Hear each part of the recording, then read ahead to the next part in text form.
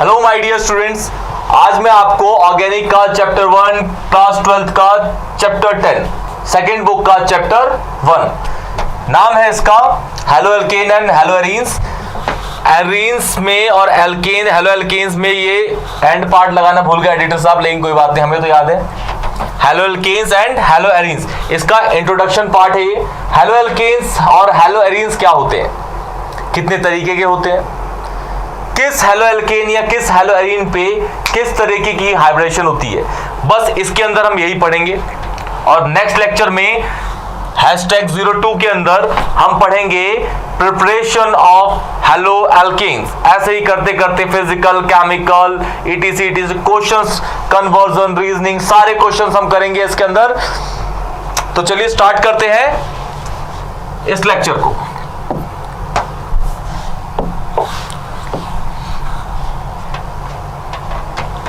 Halo alkanes and haloarenes, आप देख रहे हैं इसके अंदर हेलो एल्केन्स और हेलो एरीन्स में हेलो जो पार्ट है ये इसके अंदर दोनों के अंदर है, फिर है एल्केन और एरीन, मतलब इसके अंदर 3 पार्ट है। हेलो एक पार्ट हो गया, एल्केन अलग हो गया, एरीन अलग, यही तीनों हम यहां पे पढ़ेंगे पहले पेज पे कि हेलो क्या होते हैं, एल्केन्स क्या होते हैं, एरीन्स क्या होते हैं। तो हेलो होते हैं आपके हैलोजन्स जो 17th ग्रुप एलिमेंट्स होते हैं। पूरे मॉडर्न पीरियोडिक टेबल के अंदर 17th ग्रुप एलिमेंट का नाम होता है हैलोजन। पूरे मॉडर्न पीरियोडिक टेबल के अंदर सबसे ज्यादा इलेक्ट्रोनेगेटिव ग्रुप का नाम है हैलोजन। पूरे पीरियोडिक टेबल में, मॉडर्न पीरियोडिक टेबल में, क्लियर। पहले देखते हैं कि इसके अंदर कौन कौन से एलिमेंट्स होते हैं।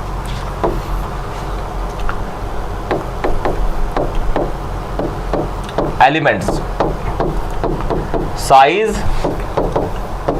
Electro negativity, electro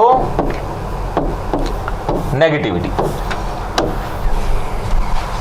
elements fluorine, chlorine, bromine, iodine और एक होता है एस्टेटीन। एस्टेटीन जो होता है ये आपका हैलोजन है, लेकिन इसको हम पढ़ते नहीं है हैलोजन्स के अंदर। रीजन ये क्योंकि एस्टेटीन जो होता है वो होता है आपका रेडियो एक्टिव एलिमेंट। क्या होता है जी?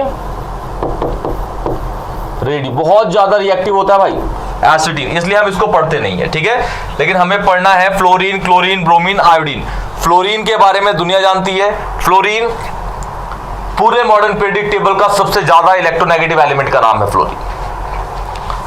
फ्लोरीन के इसीलिए कंपाउंड्स बहुत कम पाए जाते हैं क्योंकि बहुत ज्यादा इलेक्ट्रोनेगेटिव होता है।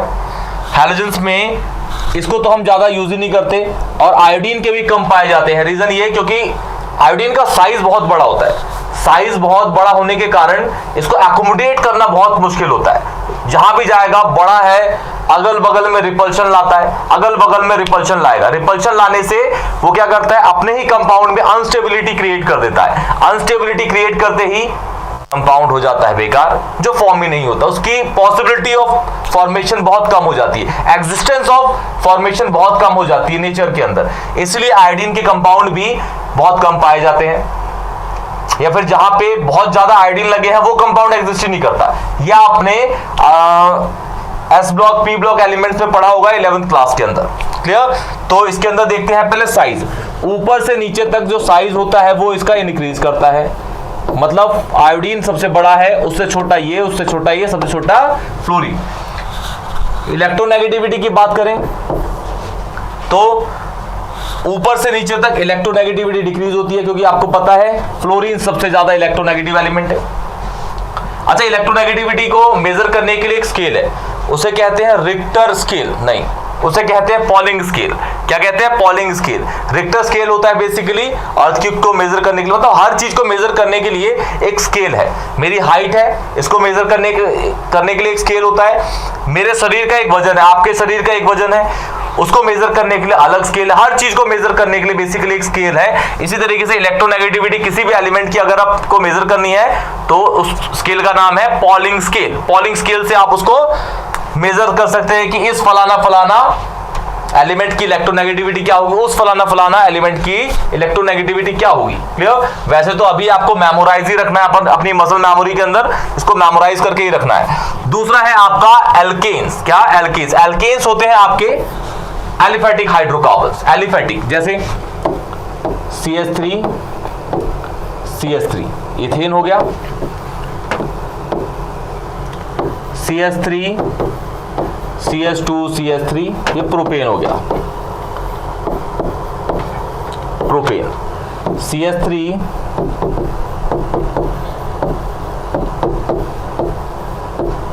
ये हो गया 2 मिथाइल। मतलब IUPAC तो मैं पढ़ाऊंगा आपको, लेकिन यहां मैं ऐसे नॉर्मल लिख दे रहा हूं। इसका नाम है 2 मिथाइल प्रोपेन। क्या नाम है इसका? 2 मिथाइल प्रोपेन। तो एल्केन्स ये होते हैं। एल्केन्स कार्बन कार्बन के बीच में सिंगल बॉन्ड, कार्बन कार्बन के बीच में सिंगल बॉन्ड क्या होते हैं? Single bond. CnH2n+2 को जो ओबे करते हैं उस फॉर्मूले को एल्केन्स। एरीन्स या फिर aromatic compounds, hydrocarbons. Basically benzene आपको 2 ही 3 याद रखने हैं। वैसे आपको पता होगा 11th क्लास में आपने पढ़ा होगा, कोई भी एरोमेटिक कंपाउंड है या नहीं है, हकल्स रूल उसको बताता है। हकल रूल के 3-4 पॉइंट्स है। अगर कोई भी कंपाउंड उस पॉइंट्स को ओबे कर लेता है मतलब वो कंपाउंड इज एरोमेटिक, वरना वो एरोमेटिक नहीं है। वो कुछ भी हो सकता है, नॉन एरोमेटिक भी होते हैं, एंटी एरोमेटिक कंपाउंड्स भी होते हैं, जो आपको फ्यूचर में हायर स्टडीज जब करोगे तब आपको पढ़ना है। यहां हम बात करते हैं बस एरोमेटिक कंपाउंड की। तो ये है आपका बेंजीन। बेंजीन एक ऑर्गेनिक कंपाउंड है। नैप्थलीन, एंथ्रासीन, फेरेंथ्रीन, बहुत सारे होते हैं, लेकिन आपको बस इतना ही अभी देखना है, नैप्थलीन।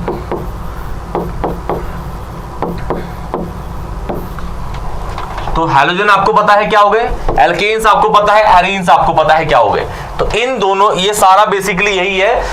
अब बढ़ते हैं हम आगे।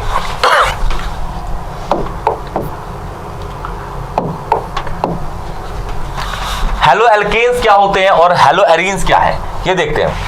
हेलो एल्केन्स क्या होते हैं और हेलो एरीन्स क्या होते हैं। तो हेलो एल्केन्स बेसिकली क्या है, अगर कोई भी हैलोजन डायरेक्टली जुड़ा हुआ है किसी भी एल्केन से, कोई भी halogen directly attached, directly link है किससे, किसी भी एल्केन, तो उसे हेलो एल्केन कहते हैं। जैसे एग्जांपल के तौर पर देखिए, पढ़ लीजिए, when any halogen directly linked with alkanes called haloalkane. जैसे CH3 ये एल्केन है, यहाँ पे Cl लग गया तो डायरेक्टली लगा हुआ है इससे, भाई देखो ये इससे डायरेक्टली लगा हुआ है, तो ये किस कैटेगरी में आया? Halo alkane. CH3 CH2 Br, ये Br है, हैलोजन डायरेक्टली लगा हुआ है इससे एल्केन से, तो ये किस कैटेगरी में आया? Haloalkanes. ये CH3 है, CH3 CH2 I CH, ये जो आयोडीन है ये डायरेक्टली लगा हुआ है इससे, तो ये भी क्या है? Halo alkane. मतलब कोई भी हैलोजन डायरेक्टली लगा हुआ है किसी भी एल्केन से या फिर एलिफेटिक हाइड्रोकार्बन से, उसे आप बोलते हो क्या? Halo alkane. हेलो एरीन्स क्या होते हैं? जब कोई भी हैलोजन डायरेक्टली लगा हुआ है किसी भी एरीन से, मतलब एरोमेटिक कंपाउंड से, तो उसे क्या बोलते हैं? Hello arene. जैसे बेंजीन के ऊपर लगा है Cl, ये क्लोरो बेंजीन है, वैसे क्लोरो बेंजीन, ये क्या है आपका? Hello arene. बेंजीन पे 2 लगे हैं, सब एक Cl लगा है, एक Br लगा है, ये भी क्या है? यही है। नैप्थलीन पे लगा देते हैं, मतलब डायरेक्टली लगा होना चाहिए, डायरेक्टली। सपोज यहां लगा है तो इसे भी क्या बोलेंगे? डायरेक्टली लगा हुआ है, तो इसे क्या बोलेंगे? Hello arene. अगर एक मैं कंपाउंड की बात करूं, मेरे पास ये कंपाउंड है CH2, ये बेंजीन है, और ये लगा है हमारे पास Cl, तो ये किस कैटेगरी में आता है? ये आया इसके अंदर, ये आया इसके अंदर। तो हैलोजन एल्केन से डायरेक्ट लगा है, इससे नहीं लगा हुआ, तो ये किस कैटेगरी में आएगा? हेलो एल्केन की कैटेगरी में। सबसे पहले आप आइडेंटिफाई करिए कि फलाना फलाना कंपाउंड एरोमेटिक है या एलिफेटिक है, डायरेक्टली लगा हुआ है, डायरेक्टली, तो हेलो एरीन के साथ, बेंजीन के साथ लगा हुआ है, एरोमेटिक के साथ लगा हुआ है, तो उसे बोलेंगे हेलो एरीन। कोई भी हैलोजन अगर एल्केन के साथ लगा हुआ है तो हेलो एल्केन। क्लियर? बढ़ते हैं आगे।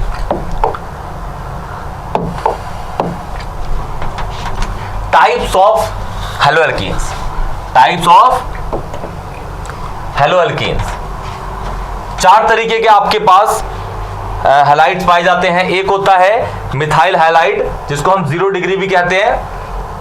दूसरा होता है प्राइमरी हैलाइड, इसको हम 0 डिग्री हैलाइड भी कहते हैं, 0 डिग्री, इसको 1 डिग्री, इसको 2 डिग्री, इसको 3 डिग्री हैलाइड। देखिए मिथाइल हैलाइड क्या होता है? पहले एक्स को याद रखिए, जो एक्स है ना आपका हैलोजन से डिनोट होता है। एक्स जो है, x is halogen, x is 17th group element या फिर हैलोजन होता है। 17th ग्रुप एलिमेंट या फिर हैलोजन को एक्स बोला जाता है। क्लियर? देखिए ये है सी, इसके पास एक एच, दूसरा एच, तीसरा एच। कार्बन की 4 वैलेंसीज होती हैं, 4 बॉन्ड्स बना सकता है कार्बन। इस कार्बन के पास 3 हाइड्रोजन है, जो एक बॉन्ड होगा वो क्या है आपका एक्स, तो इसे क्या बोलेंगे हम? Methyl halide. क्या बोलेंगे? Methyl halide. क्या? मिथाइल। मतलब जिस कार्बन पे आपका हैलोजन लगा है, जिस कार्बन पे हैलोजन लगा है उसकी 3 वैलेंसी क्या होनी चाहिए? एस, तो उसे बोलेंगे आप क्या बोलेंगे इसको? Methyl halide. क्या बोलेंगे? Methyl halide. अब प्राइमरी हैलाइड क्या होता है? जिस कार्बन पे हैलोजन लगा है उसकी 3 वैलेंसी और है, उन 3 में से एक कार्बन क्या होगा? एक बॉन्ड जो होगा या फिर एक वैलेंसी होगी वो क्या होगी? कार्बन की चेन।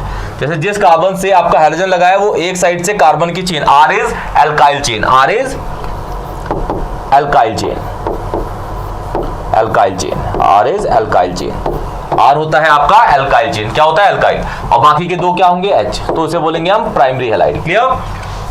सेकेंडरी क्या होता है? जिस कार्बन पे हैलोजन लगा है वो 2 साइड से कार्बन की चेन से घिरा हुआ है, और तीसरा क्या होगा? हाइड्रोजन, तो उसे बोलेंगे सेकेंडरी हैलाइड। अब ये इसके नंबर ऑफ कार्बन और इसके नंबर ऑफ कार्बन सेम भी हो सकते हैं और अलग अलग भी। जैसे एग्जांपल के तौर पे ये CH3 हो गया, ये C, ये CH2 CH3 हो गया, ये आपका Cl लगा है, ये Cl है, यहाँ पे H। तो देख रहे हैं जिस कार्बन पे हैलोजन लगा हुआ है वो 2 साइड से कार्बन की चेन से घिरे हुए हैं। ये दोनों सेम भी हो सकते हैं और अलग अलग भी हो सकते हैं, लेकिन ये किस कैटेगरी में आया? आपका सेकेंडरी हैलाइड की। टर्शरी, जिस कार्बन पे हैलोजन लगा है वो तीनों साइड से कार्बन की चेन से। अब ये तीनों साइड से कार्बन की चेन है वो अलग अलग भी हो सकती है और सेम भी। जैसे ये बस कार्बन होना चाहिए, सेम है ये डिफरेंट है नंबर ऑफ कार्बन, उससे कोई फर्क नहीं पड़ता। तो ये किस कैटेगरी में आएगा? टर्शियरी हैलाइड की कैटेगरी में। तो प्राइमरी, सेकेंडरी, टर्शियरी को आप पहचान लेंगे बहुत इजीली। अगर किसी भी कार्बन पे हैलोजन लगा हुआ है और उस कार्बन पे कोई भी कार्बन नहीं है तो हाइड्रोजन होगा ऑब्वियस है, तो वो आएगा आपका मिथाइल हैलाइड की कैटेगरी, जिसको 0 डिग्री। जिस कार्बन पे हैलोजन है वो एक साइड से कार्बन की चेन में है जुड़ा हुआ, और बाकी के दोनों जो हाइड्रोजन तो वो प्राइमरी। 2 साइड से लगे हैं तो टर्शियरी, तीनों साइड से लगे हैं तो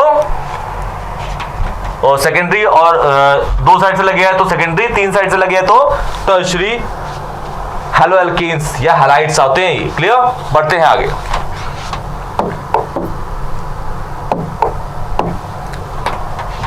कंपाउंड्स में ना, हाइड्रोकार्बन्स के कंपाउंड में आपको हाइब्रिडेशन निकालनी आनी चाहिए। शॉर्ट तरीके से सिखाऊंगा हाइब्रिडेशन, देखिएगा अच्छे से।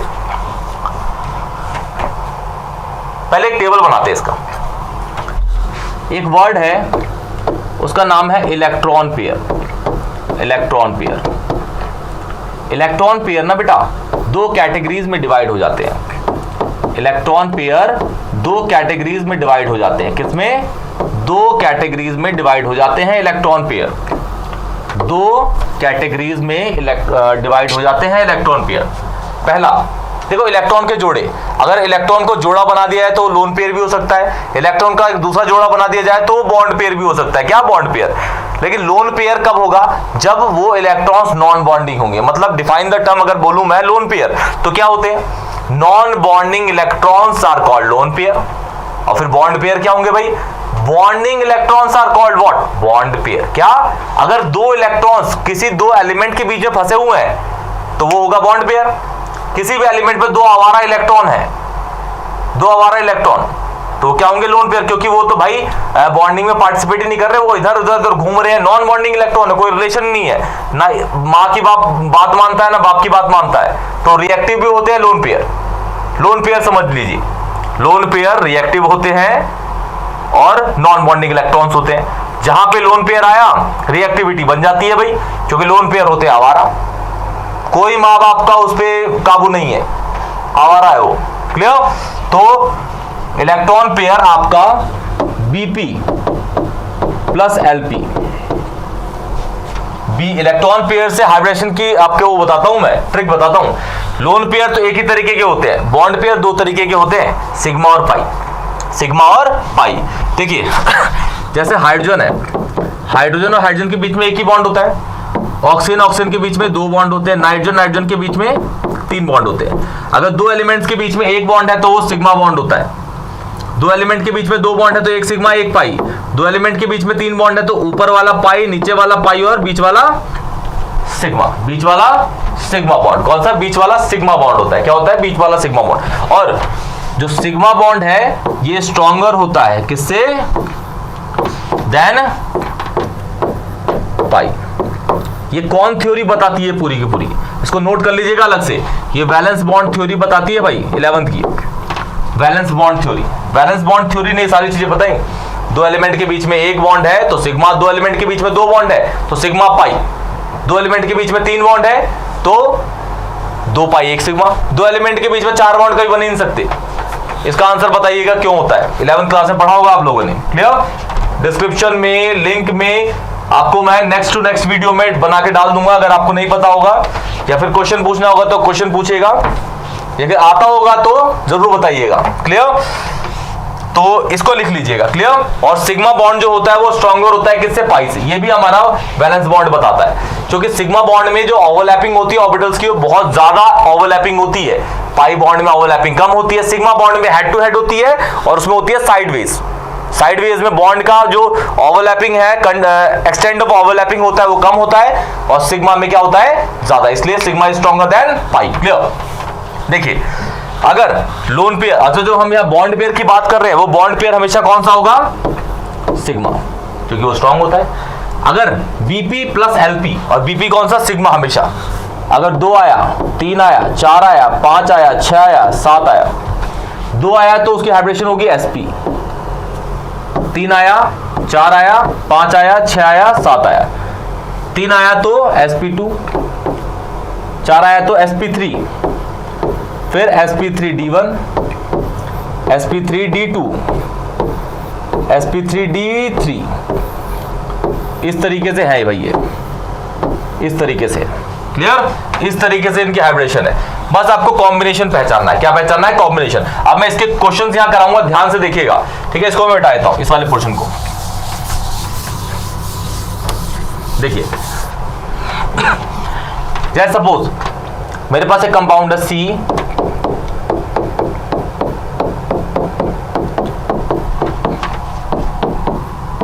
कोई सा भी कंपाउंड ले लेता हूं।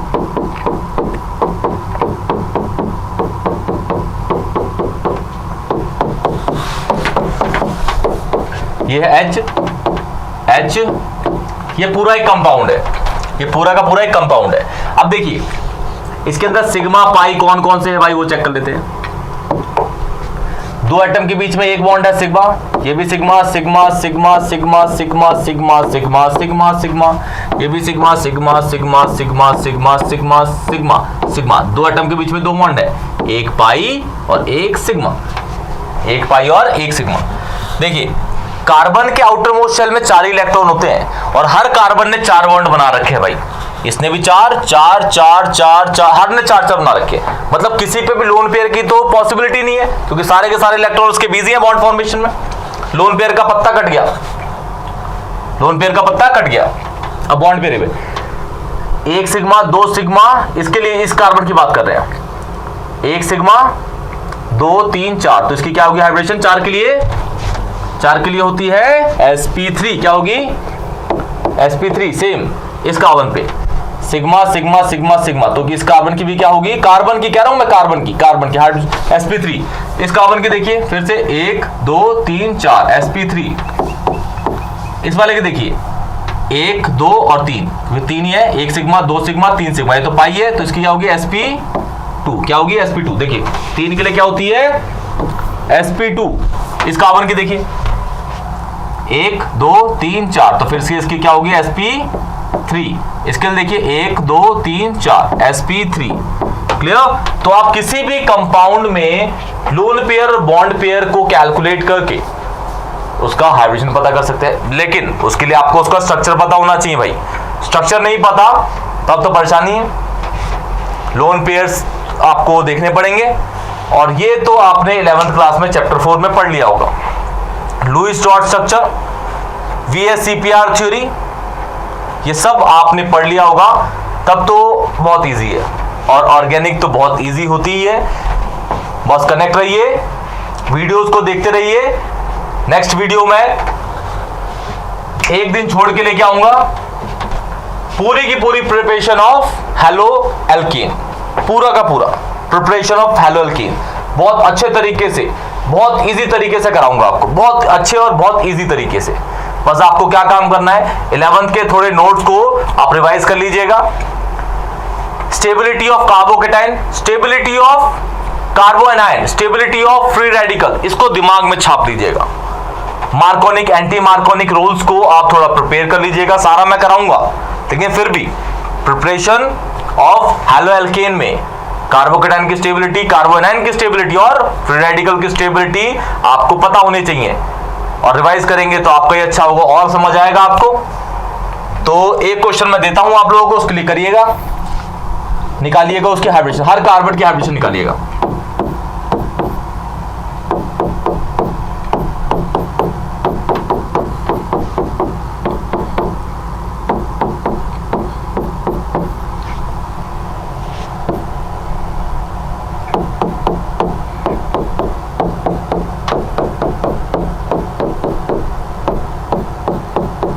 ये कंपाउंड है, हर कार्बन की हाइब्रिडेशन, ये sigma sigma sigma sigma sigma sigma, बस पाई हर जगह सिग्मा है। इन दोनों के बीच में दो बॉन्ड है, तो एक सिग्मा एक पाई। क्लियर? इजिली पहचानिएगा इस तरीके से। और कुछ भी डाउट हो तो बेझिझक पूछिए। हमारे प्यारे से चैनल स्टडी क्लब 24/7 को सब्सक्राइब करिए और शेयर करिए और इसको फैलाइए कि हम अपनी अच्छी अच्छी वीडियोस आप लोगों तक पहुंचा सकें। तो आज का ये लेक्चर यहीं खत्म करते हैं। धन्यवाद।